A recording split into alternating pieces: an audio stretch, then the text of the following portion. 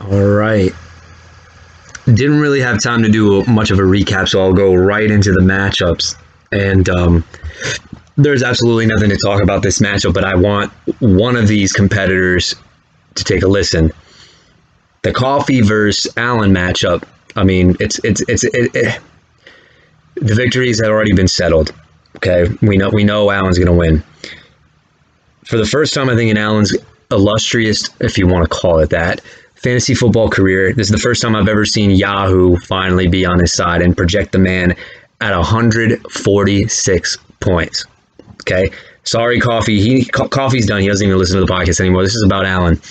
So,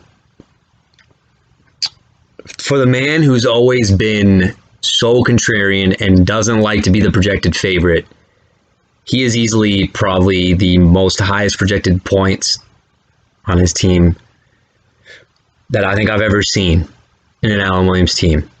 I said a few weeks ago that this team, even since the beginning, I looked at this team and I said, "What? This is strange. This team shouldn't be as bad." I thought he was averaging 120 in the games that he lost.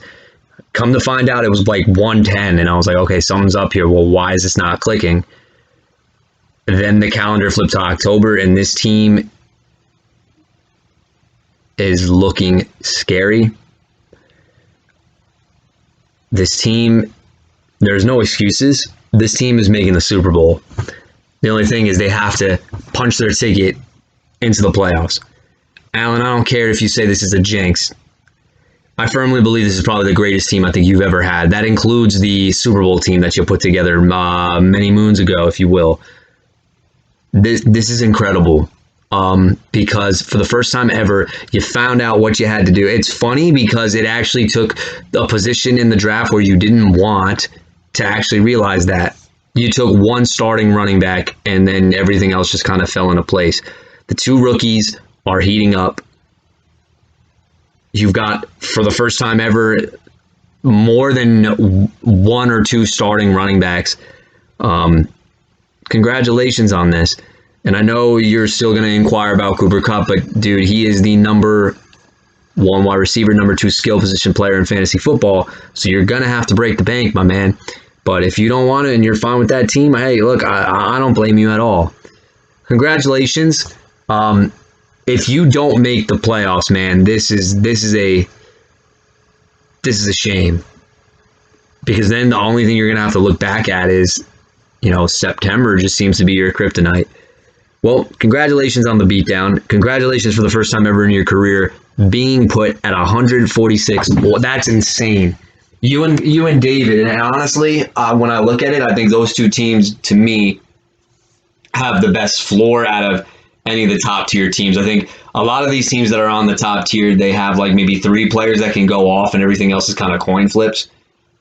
This is phenomenal. But if you don't make the playoffs, people are going to point the finger at the manager.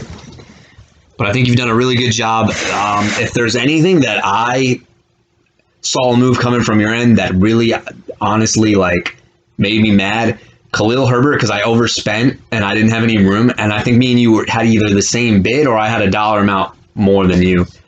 And that was a tremendous move. And again, I mean, I'm done with my waiver budget, but Allen is look. I can't believe I'm giving the man a lot of credit because I've always said that this team. Watch out! I've never said this Allen team sucks. Even when he went like 0-6 one year or 0-5. He started to creep up. But the one thing you gotta give the man props to is, look at all the guys that he spent on. The receivers were awful.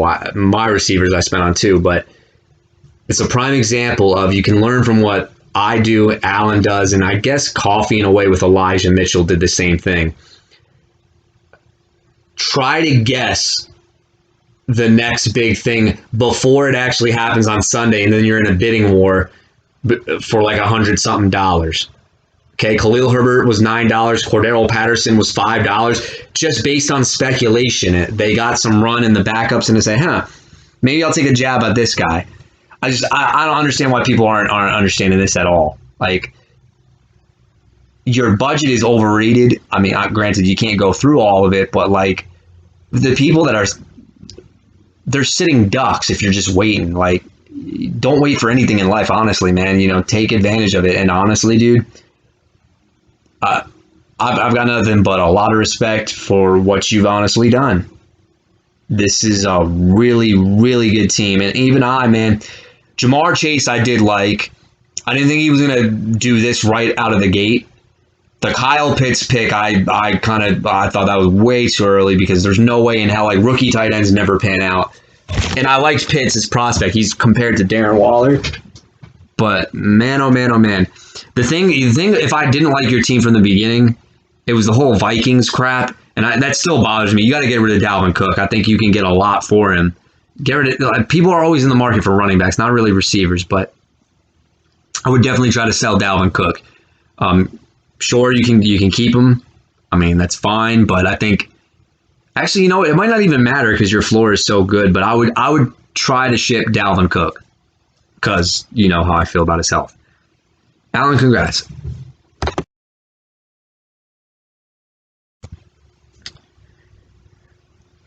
Wow, what is going on? Yeah, man, Yahoo is loving a lot of these teams. So next matchup we have is the Super Bowl matchup from last year. Two of the most unlikely teams to be faced in a Super Bowl, and that's Bmagic and Harsh. Bmagic, honestly, dude, if I don't know why all the good teams were on a bye. I know you took the L, and I would have done the same thing. To be honest. Like, I know this week here, I'm not going to win. It's okay. I'm going to have all my best guys the rest of the year. And you are one of the, like I said, I think you and Allen are the two teams. Well, I think a lot of people are going to realize that Allen's team's really good. But for some reason, when I look at it, like, this is the sleeper team of them all because nobody seems to be mentioning this team at all. And I regret a move I could have done with you 3-4 weeks ago. Really would have helped my team out tremendously. We're talking about Bmagic and talk about a championship hangover. Vintage Harsh, you're now back to classic vintage Harsh. So last year, people couldn't believe it. I stood behind Harsh's corner. It finally happened. And this year, I think what you thought Harsh was, this is your definition of a Harsh team. Running backs are all hurt. You have 2 to 3 receivers, but they can't even stay healthy. And you have a decent quarterback. That's literally classic Harsh. So the projection has it at 139 to 112. I mean, Bmagic is definitely the heavy favorite, no doubt about that. Kyler Murray versus Josh Allen. Give me Josh Allen. I'm telling you, I mean, he knows it too, and Harsh is pretty much done at this point, I think, mentally. Murray's okay, but he hasn't looked right since he's been on the injury. He's not in the injury report as of right now. I'm recording this at 5:20 on a Wednesday. But Josh Allen seems to just beat up on Miami every single time. Give me Josh Allen. Devonta Smith, Amunra, St. Brown, whatever the hell you're going to say. Okay, so both of them are in the matchup against each other. Steffi Diggs, Amari Cooper. Yes, slam down for me on Diggs and Cooper. Devonta Smith, man, I almost bought him. Glad I didn't, man. I mean, this guy is... He's doing the least amount... He's producing... not very well for the amount of opportunities that he's getting. I mean, go on opportunities. He's had really one decent game. Actually, no, 2. Atlanta and Kansas. The Carolina game, he had the fumble. That's why it looks low. Yikes. I don't think it's going to happen for Devonta Smith. I wasn't big on him in the draft, but whatever. Antonio Gibson looks really bad. He's fighting through the pain. Felton, Fournette, and James Robinson, I mean, clear on the Bmagic side. Dalton Schultz or Zach Ertz. I hate to admit it, but Dalton Schultz. Dalton Schultz has single-handedly, and I mean, look at this. This guy is the king of consistency for tight ends. This is what you like to see. Dalton Schultz went undrafted, and the guy since week 3, 23, 14, 10, and 10. King of consistency right there on double digits. But I think his emergence has also killed the consistent value between Amari Cooper and CeeDee Lamb, because last year Dallas's pass volume went up because their defense was horrible, so they were playing catch up. And Dalton Schultz was not getting a lot of targets. Like, if he was, it was because they were down by. I'm talking about with Dak, and Andy Dalton, I don't count. Give me Dalton Schultz. I'm not. Zach Ertz, no way in hell he's going to score again. Debo, A.J. Brown, who looked really, really good. Emmanuel Sanders and Nick Chubb. Well, Nick Chubb's going to come back. It's against Pittsburgh. Nick Chubb has not had a lot of success against the Pittsburgh Steelers. But you've got the Bills stack. And look, it's against Miami. Diggs and Emmanuel Sanders should get there very, very easily. I don't see any issue with this at all. But Deebo Samuel is ranked inside the top 5 for wide receivers. A guy I still, because it's not even because of injury. I thought eventually that his targets would go down, but I think Deebo Samuel might be a hold now, Harsh. And the only reason why I'm saying this is because the 49ers kind of suck. This was one of my sleeper teams at the beginning of the year, and they're trash. They are literally in pass happy mode, and they're not a team that needs to be in there. So his targets are going to go up. And honestly, Ayuk has been in the doghouse, man. So if you're going to give me a healthy Deebo Samuel and a healthy A.J. Brown, I think I might take Harsh's chances on that one. So Bmagic, this is not a clean sweep for you after all. The Chargers defense against New England, against a rookie quarterback maybe, but the only thing is the Chargers defense has been terrible against the run. The Atlanta Falcons against the Carolina Panthers, a very sneaky pickup. I don't know if you did that from last week or this week, Bmagic, when I faced against you, because you got Dallas too. But honestly, I think this is a good call by you. I started Atlanta. Sam Darnold looking like Jet Sam Darnold, and I can tell you all about that. Atlanta seems to be getting a lot of confidence now. They're surprisingly have 3 wins? Let me check. Right, they beat the Giants. So they beat the Giants. It could have been the I almost said it, football team. They beat the Giants, the Jets, Dolphins. Okay, these are all crappy teams, but Carolina has looked really, really bad since they went 3-0. And if you want some free money, always pick against them when they don't have Christian McCaffrey, because that seems to be the deal. If Atlanta just contains Chuba Hubbard on the ground, I think this is a very good sneaky play by Bmagic. Excuse me. But you can run the risk of this being a very big shootout game because it is in a dome. And unless it's a good defensive team like New Orleans, I don't like defenses like that in a dome in a fast-paced game. Well, I'm going to just say it flat out, man. Harsh's running backs have let him down. It started with the Gus Edwards injury. I forgot that was even a thing. Bmagic, a lot of the riskiest running backs that could have been in timeshares have really paid off. So that gamble, I think, is the reason why this team is looking pretty solid, because he eventually figured out what flexes he can go with. And honestly, man, I've got nothing else but positive things to say about this Bmagic team, man. Anyway, Bmagic, since when he has Josh Allen in the lineup, I'm pretty sure he hits over 130 easily, and I think he's going to do that again. So Bmagic, congrats on the dub.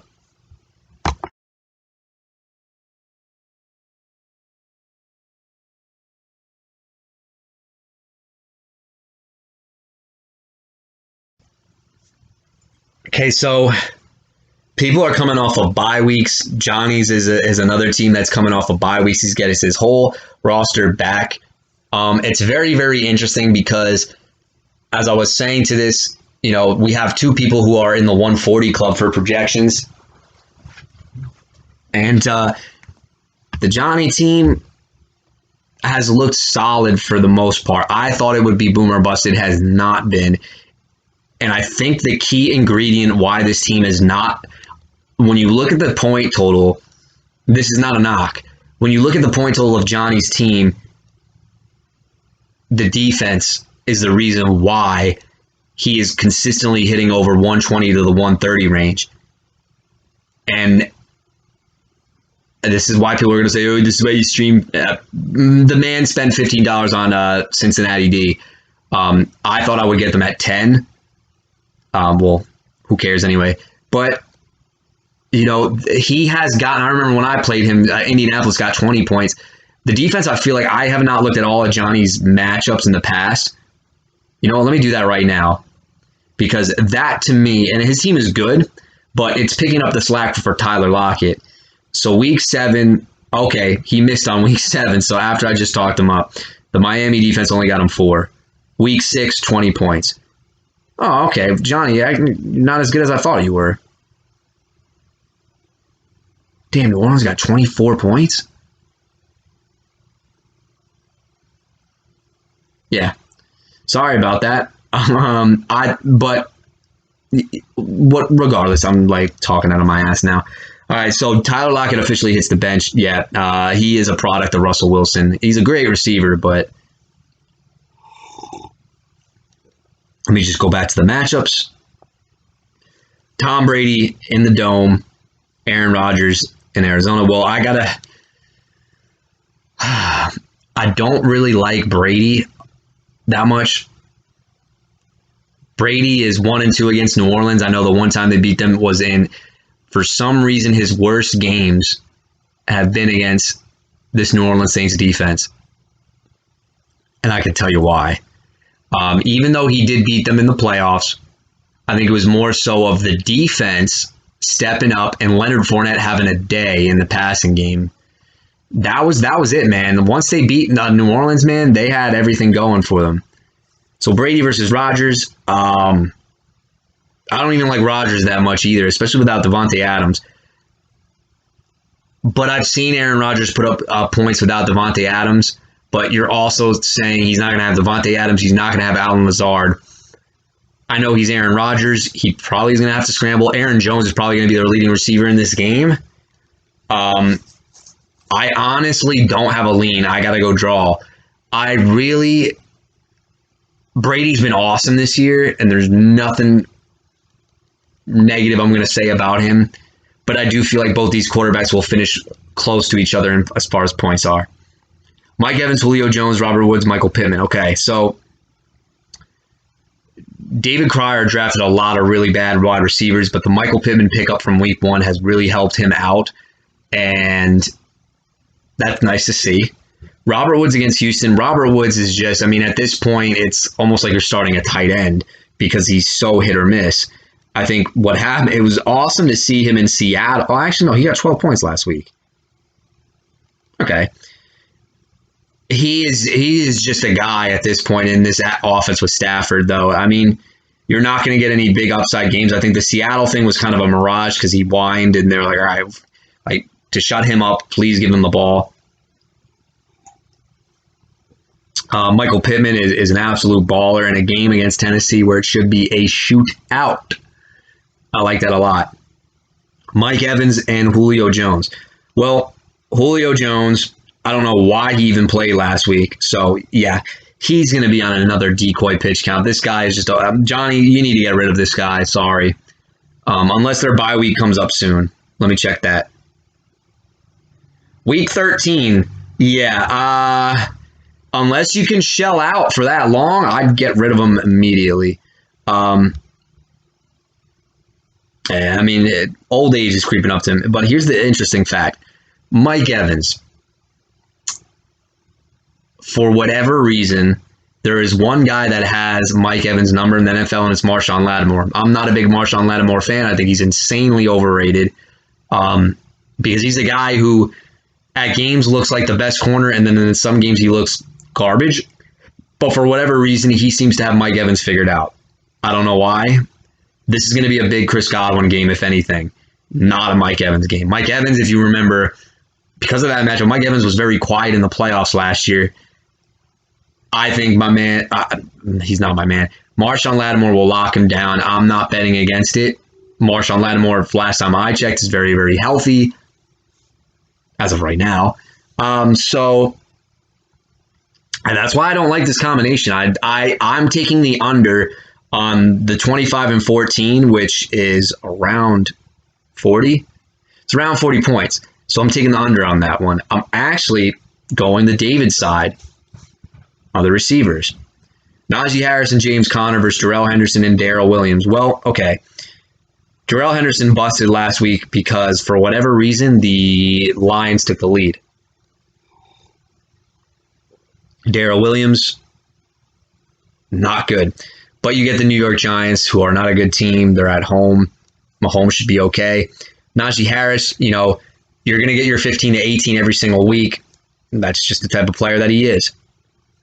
James Conner, literally touchdown or nothing. For some reason, you have a lot of these guys on your team.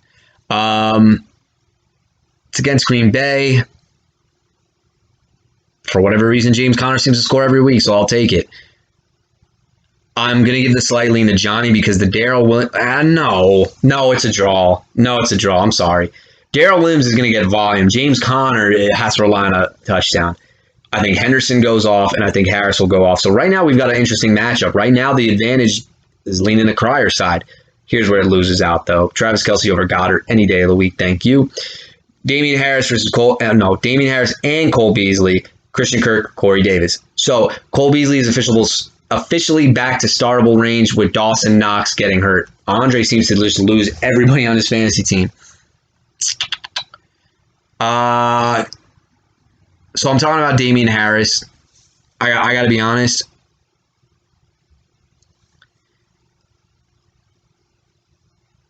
He has looked very good. You start him in matchups where you know they're going to win. And honestly, the Chargers are bad against the run. He might score yet another touchdown here. Oh. Cole Beasley against the Miami Dolphins. We hear the narrative every single year, the way you attack the Miami Dolphins over the middle of the field. Even though they've been so bad, you can definitely take them over the top this week. Who cares, right? So Damian Harris and Cole Beasley, solid games. Christian Kirk, I am not messing around with this Arizona passing attack. Everybody kills each other's upside. DeAndre Hopkins is like a wide receiver too now because of it. And even though Green Bay is bad, Kirk scored last week. See, this is so hard to figure out. Okay, yeah, he's been too hot. He's not going to do this again. Corey Davis with, the hell is his name? Mike White? No, thank you. I got to go to the Johnny side. And then here is where the dagger gets dealt. It's a close matchup, but the Cincinnati D takes although San Francisco against Chicago. Whoa. Let me bump the brakes. This is a very close matchup. Johnny, I hope you're listening.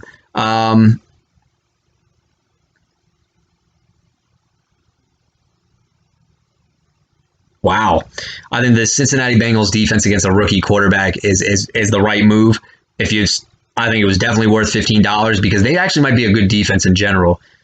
San Francisco against Chicago, Justin Fields is so bad. I'm still stashing Allen Robinson because I'm an idiot. And man, this is a draw, guys. It's a draw on my end. And honestly, I think I can... Whoa, okay. So the deciding factor here for me is the tight end spot because I think everything else is kind of within range and it's close. But I think Kelce and the flexes get the job done. I think David makes this very, very competitive. But at the end, I think Johnny's tight end and his flexes pull away with the victory, regardless of both defenses going over 20 points. It's my hot take. I got to go Johnny, though. But this matchup is going to make Johnny very, very nervous. I'll give him that.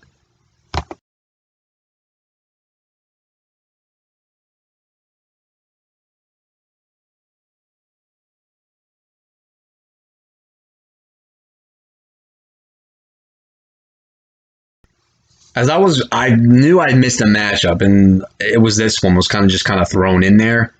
So Andre, I don't know, did you win last week? Or no, you got killed? Andre, I don't remember. I gotta check this. No. Yeah, Ryden Henry scored 130 against you. So Andre, where are you, my man? Andre, if you have you've lost a lot of guys, and I honestly don't think David Montgomery gets his job back. Khalil Herbert is the truth. This is just not where you want to be. Luckily for you, Alex's team, his stack is on a bye, and Devontae Adams got COVID. If you don't win this week, I think the season's done because with injuries, man, you're gonna fight through them. But Allen's team is heating up. Patrick's team is starting to heat up. Patrick technically should be on a 3-game winning streak, but Jalen Hurts or Carson Wentz, battle of former Philly quarterback and current Philly quarterback. Jalen Hurts. Calvin Ridley, Deontay, Adam Thielen, Marvin Jones. These are some interesting matchups. Ridley is, I don't know what's going on there. Give me, excuse me. I'm not big on either of these guys' draw. Ezekiel Elliott, Boston Scott, Zach Moss, Saquon Barkley. If Barkley plays, that's big. But I like my man Zeke. Mo Early Kirks, Jared Cook. Who cares? McCole Hardman, Robbie Anderson, Sony Michel, Mark Ingram. Oh, yeah, you're bye week blues. But it doesn't matter, though, because Robbie Anderson doesn't do anything and McCole Hardman doesn't do anything. Ew, this is an ugly matchup. Pittsburgh, Seattle. Give me Pittsburgh. Seattle's defense don't look like... They look good for about a minute. Look, I'm taking the easiest cop-out imaginable. Alex does not have the Ravens stack, which is going to cost him big bucks. He's going to lose the game. Sorry, Alex.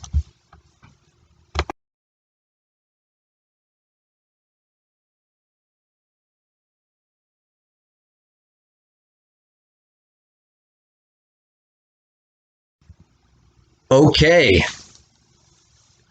Here we are with this matchup.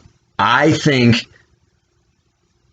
my bold prediction for the 6th seed is it's going to be a 3-way fight between myself, because Paul is not losing. He might lose this week, but he's 7-0, and I think he's probably going to win the division unless he goes on a downward spiral. I think it's going to be between myself, Patrick, and Alan, assuming that Jony and Bmagic stay afloat. And it's funny because everybody thought Johnny's division was going to be the worst. It looks like it's one of the best divisions. It actually might be because there's 3 competitive teams in that division, so it is.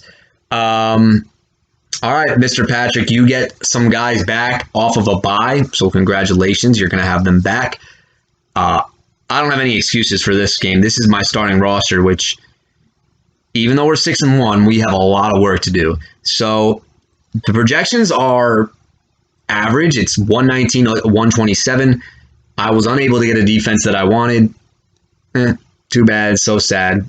Cry me a river. Who cares? Without further ado, here we go. The 2 rookie quarterbacks from last year are having tremendous sophomore seasons. It's Joe Burrow and Justin Herbert. Justin Herbert, last time he was on the field, laid a dud against the Baltimore Ravens. He is now at home against the New England Patriots. People still think the Patriots have a good defense. I don't think it matters against Justin Herbert. Last time Herbert saw Bill Belichick owned him just like that. This is a different Chargers team, different coaching, different philosophy. I think he should be just fine, especially because he's coming out of the bye. Joseph Burrow. Okay, I lost Russell Wilson, and ever since I picked this guy up, he has been over 25 fantasy points. So I'm very fortunate that I'm having his services right now, and he gets the New York Jets. What else could you not like? They both have these guys projected at 24 points, and honestly, that's a fair assumption. I'm going to have to say draw because I think Burrow's got a better matchup, but I saw against the Detroit Lions when they were up 31 whatever, they benched him in the 4th quarter, and I think that caps his upside. So take that for what you want. Cooper Kupp, Jalen Waddle, DeAndre Hopkins, and Keenan Allen. So Hopkins and Keenan Allen have been serviceable, but they have not been what you wanted them to be. Keenan Allen has taken a huge backseat to Mike Williams. He's not getting any touchdowns. He's literally just being used within the chains. And I think it's a different coaching philosophy. And I also think that with Austin Eckler back too, he takes away some of his targets. DeAndre Hopkins, look, he had the revenge game last week, but you can say what you want. 9 targets was the most he's had, I think, since week 1. No, it's more than week 1. So that was interesting. It's a short week. We'll see what happens. Luckily for you, Patrick, Jair Alexander is on the IR, which means this Packer defense could get sliced and diced any way you cut it. Cooper Kupp, Jalen Waddle. So Jalen Waddle with Tua Tagovailoa has been really good. He has been double digits 3 out of the 4 games, and the only one he didn't get double digits with Tua was because Tua got hurt against the Buffalo Bills. So we're going to keep that same philosophy. I don't know if Tre'Davious White's going to shadow him. God, I hope not, because that's going to be a long week for me if that happens. But we go to the other side of Mr. Kupp. I mean, he's been the number 1 fantasy wide receiver, which is cool. Kupp and Waddle versus Hopkins and Keenan Allen is an intriguing one. I think beginning of the year, you would have easily smashed DeAndre Hopkins and Keenan Allen. But I honestly want to give some respect, even if Cooper Kupp is to go off. Hopkins and Allen could probably combine minimum of 30. Jalen Waddle's status, I mean, he's been really good, but I'm not willing to say I have the advantage on that just yet. Aaron Jones and Chuba Hubbard versus Derrick Henry and Chase Edmonds. Very generous projection here for Mr. Chase. This is one of the highest projections that I've seen from him. Chase Edmonds, this is what I dealt with last year. He is literally, give me my 10 points and that's it. He has not scored a touchdown. Green Bay, as soft as they were against the run, they're not as bad as they were in years past. Yada, yada, yada, this, that, the other. Look, bottom line is you have a monster known as Derrick Henry. I have Aaron Jones and Chuba Hubbard. They should get a lot of volume, but boy, oh boy, right now this is looking like an even split. Tyler Higbee and Noah Fant. You know how I feel about Noah Fant. Tyler Higbee is literally a coin flip of a touchdown or nothing. And I think Noah Fant is kind of the same way because Jerry Jeudy is coming back. And I don't know what the split is going to look like with that. But you're going all in on the Broncos this week. Mr. Higbee. Sure, he probably could score against a team that's really bad against tight ends. I don't doubt it. Noah Fant probably has the same thing, so it's a draw. Metcalf and Callaway versus Tim Patrick and Khalif Raymond. Well, this right here, I would give myself the advantage. I think Tim Patrick is okay. I had him last year, but I don't ever feel comfortable starting Tim Patrick. Khalif Raymond really had some nice catches against the Rams last week. That was pretty cool to see. Metcalf, well, okay, finally, this is the last game of Geno Smith, thank God. It's the Jacksonville Jaguars secondary. I think even Geno Smith might be able to find DK Metcalf against them. Keeping my fingers crossed as I said that. Marquez Callaway, I don't have a good lean on who I'm going with. Your friend Mike Davis is not going to be starting. Allen Robinson, I'm done with that. Crowder, I would have started with Joe Flacco, but not a guy named Mike White. Or it's Brandon Bolden. And then I think where you bounce back in the flex matchup department is that Buffalo Bills defense is going to outshine my Saints. Well, when I went through that, there's a lot of coin flip of a matchups here because I think that these two teams are kind of built similarly, where the tight ends are coin flip guys and the last flex is always kind of in question. I know a normal Patrick team would have Josh Jacobs or Kenyon Drake in here, which then I would say, yeah, we're even in the flex matchup department as well. When I look at it, I think the team that has the safer, I use that sparingly, I think my team has a safer floor because of volume, but matchup-wise, I like Patrick's defense a lot. And look, I know people will say, oh, it's just a defense, but I've seen teams go up to 140 because their defense went all out, man. So I got to show some respect in that regard. I'm not going to take it lightly. Keenan Allen has been a disappointment, but I think he's always going to get double digits. It's never going to be an explosion game like he was last year. So the thing that's interesting is that we're going to find out what happens Thursday night because you've got 2 Cardinals and I have Aaron Jones. I am expecting the work to be very, very, very high for Aaron Jones with no Devontae Adams or Allen Lazard. And I think that's going to determine if he comes within 10 points because he's not going to score more than Derrick Henry.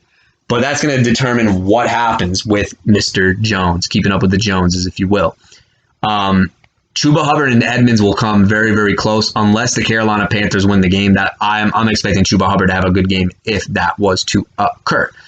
And this is a close call, man. Very, very close. Patrick, if you know when I call my matchups, I do not pick a winner because I am very superstitious about that kind of thing. Yada, yada, yada. Wish you the best of luck, my friend. and we'll see what happens.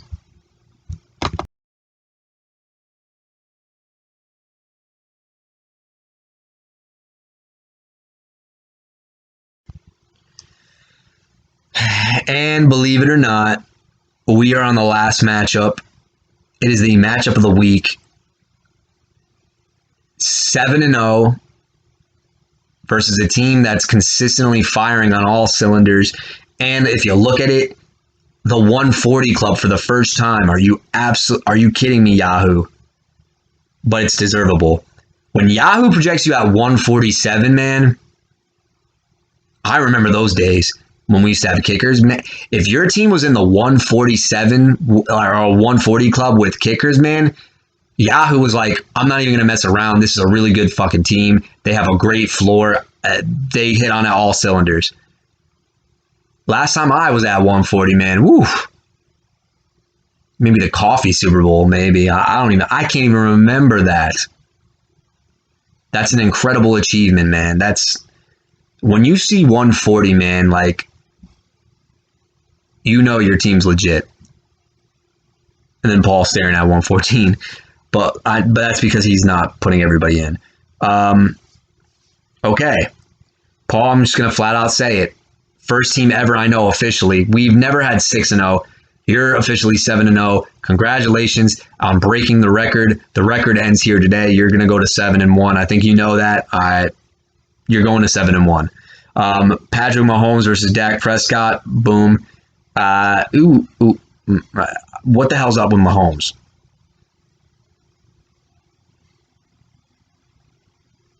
It's the Giants. This team needs to get their crap together, to say the least. I got to speed through this, guys. I apologize. Give me Mahomes. I don't like draw. I'm not picking against Dak. Dak looks really good. Tyreek, Randall Cobb, DJ Moore, Terry McLaurin. Okay, so DJ Moore has been, ever since I hyped him up, he's been bad, and I think it's mostly because of Sam Darnold. David, for your sake, I think you really need to hope that Sam Darnold gets his shit together, because if he doesn't, DJ Moore with PJ Walker, I don't like the outcome of that. And Sam Darnold likes intermediate and short throws, and that's what DJ Moore's best at doing. Terry McLaurin looked great out of the hamstring injury. This is a tough matchup for him, though. I think Tyreek Hill I'll take alone. Jonathan Taylor, Alex Collins, or Joe Mixon and Kamara. Okay, this is where the matchup is won. It's Joe Mixon and Alvin Kamara by a million.